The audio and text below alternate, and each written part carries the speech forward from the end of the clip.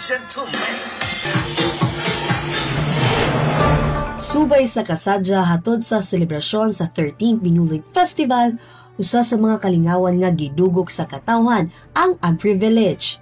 Sa usa ka semana nga kasaulugan, anaay matag adlaw nga aktibidades ang gipahigayon. Dugang pa, anasay agri-villages nga gitukod, diin partisipante ang mga nagkalain-laing tulungaan sa syudad sa Panabo. Apil niini ang Gradu Elementary School, Kauswagan National High School, Glicerio L. Dondoy Central Elementary School, Salvacion Elementary School, Don Manuel Javeliana Memorial National High School, Manay National High School, Southern Davao Elementary School, Nanyo Central Elementary School, Rodrigo D. Mabitad Senior Elementary School. Hugyo sa mga sumasamot sa gipahitabong Carabao Racing sa Panabo City Gym Grounds.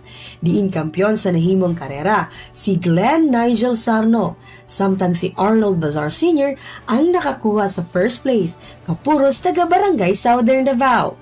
Ang kalihukan nagpakita sa kamahinungdanon sa mga tao nga nagpaluyo alang sa abundang ani sa syudad.